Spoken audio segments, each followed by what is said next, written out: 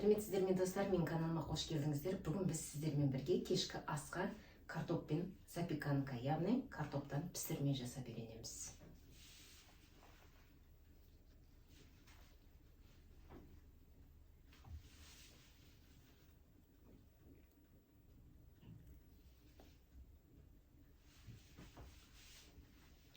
Достар, видеоның соңына дейін менімен бірге болыңыздар, бірге жасап үйренейік.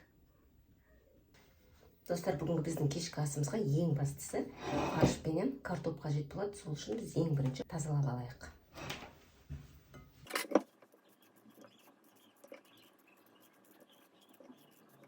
Мінекей достар, картопымызды жақсылап тазалап, жуып, суын құйып алдық. Үстіне енді бір чай қасық, толық чай қасық тұз салып, пісіріп аламыз.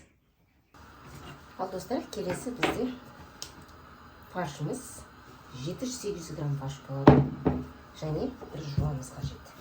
Жуамызды майда көбейтіп турап аламыз.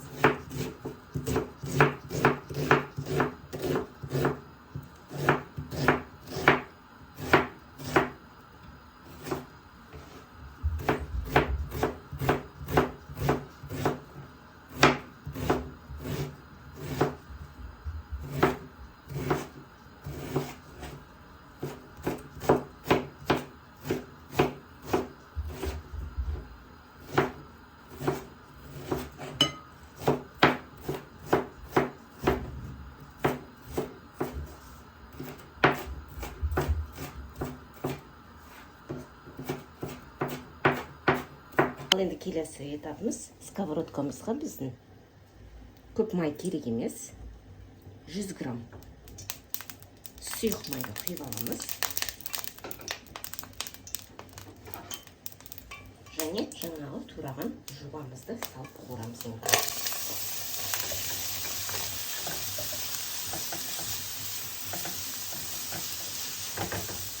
Жақсылап 3-4 минут қуырып аламыз. Мінекей достар, жуамызды сарғыш болғанша қуырып алдық. 3-4 минут өтті. Енді осының үстіне фаршымызды саламыз.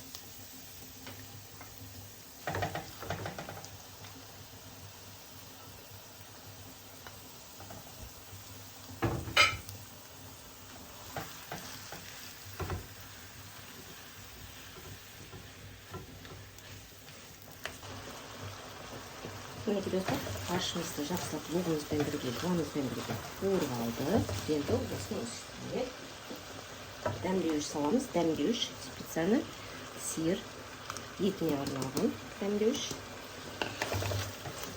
Тұзымызды саламыз үстіне. Қара бұрыш саламыз. Жақсылап араластырып, тағы да 10-15 минут қуырып аламыз. Мінекей достар, тұзымызды, қара бұрышымызды, қоспаларымызды қосып, фаршымызды жақсылап қуырып алдық. Енді осының үстіне біз майдалап болгар перец менен петрушка, ақ желкен саламыз.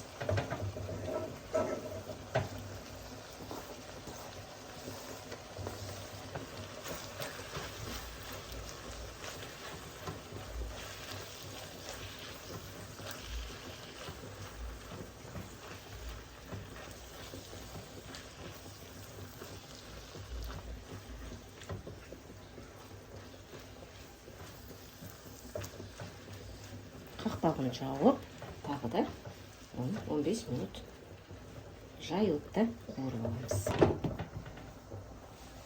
Келесі біздің картопымыз пісті. Картопымызға 50 грамм сары майымызды саламыз. Және 100 грамм сүт құямыз. Енді жақсылап езіп алайық.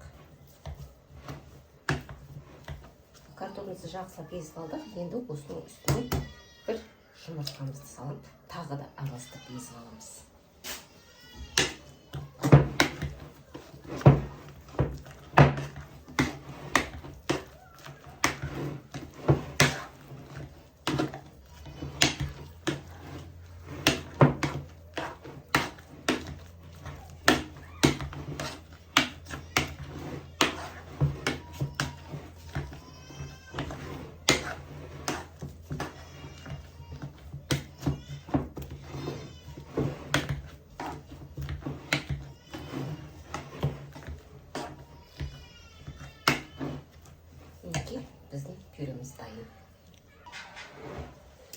келесі біз протеин аламыз. Протеинімізді сары маймен жақсылап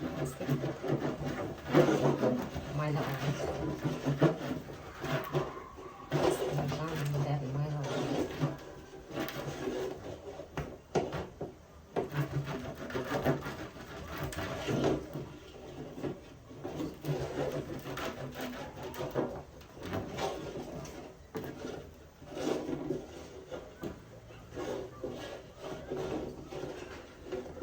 Келесі осы протеиніміздің ішіне слоймен картошкамызды қойып шығамыз. Астыңғы қабатына ең бірінші езілген картопымызды саламыз, пюремізді. Бұл достар өте оңай дайындалатын кешкі асқа тағам. Еш қиындықсыз фаршыңыз, картопыңыз болса болды. Тез ақ дайын болады. Осылай астыңғы слойын жағамыз. Келесі біз қуырылған жаңағы фаршымызды екінші слой қылып жағамыз. Мінекей достар, біздің фаршымыз қуырылды. Қараңыздаршы, қандай әдемі.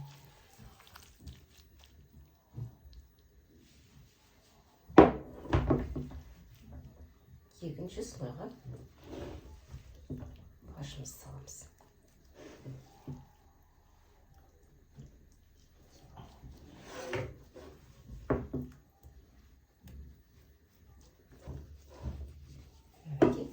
Келесі қайтадан екінші, үшінші слой болады. Яғни үшінші слой тағы картопымызды саламыз.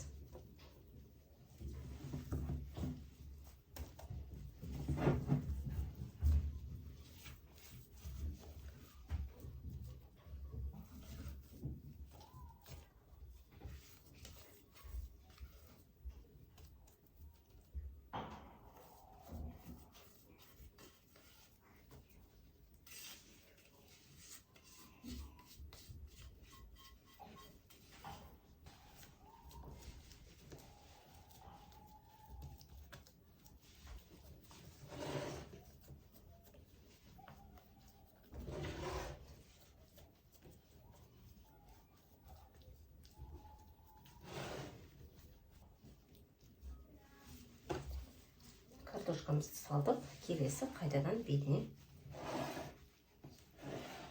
фаршымызды салдық. Жақсылап енді жауып аламыз тағы да бетіне.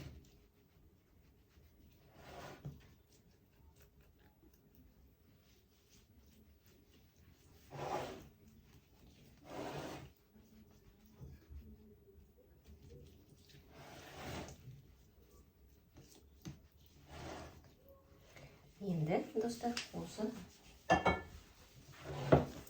протеиндағы салған слоеный картоплымызды, фаршымызды духовкаға 180 градусқа 20 минутқа салып аламыз. Ал достар, біздің тамағымыз духовкада тұра тұрғанша бізге сыр сулугуни қажет. Теркадан осыны өткізіп аламыз. Мінекей достар, енді осы 20 минут ұстадық.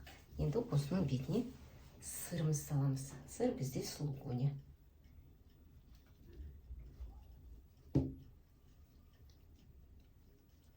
Сыр салмай-ақ жіберсеңіздер де болады, ірімшікті салып жесеңіздер де болады. Салсаңыздар более красивый, созылып, дәмі де өте бір ерекше болады.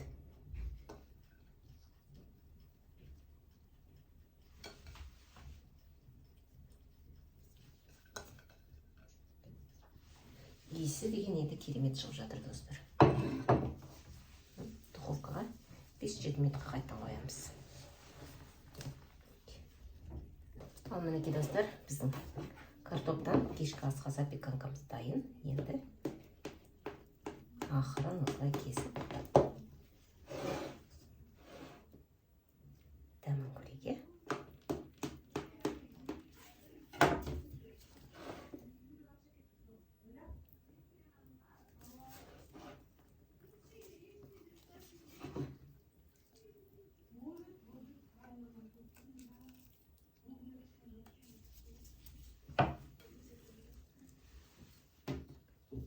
Достар, картошка мен слоймен фаршымыз. Мінекей достар, ал онда запеканкамыздың, яғни пісірмеміздің фаршпен картоппенен дәмін көрейік.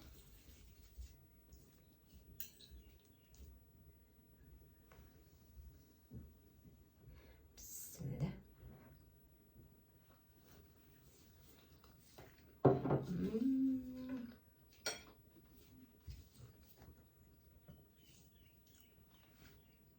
Дәмі керемет достар. Ауызға салсаң еріп тұр. Үлкен кісілерге өте таптырмас тамақ десек те болады. Ауызға салсаң еріп тұр. Достар, менің каналыма тіркеліп, лайктарыңызды басып, пікірлеріңізді қалдыруды ұмытпаңыздар. Мен сіздермен қоштаспаймын. Келесі көріскенше сау саламатта болыңыздар.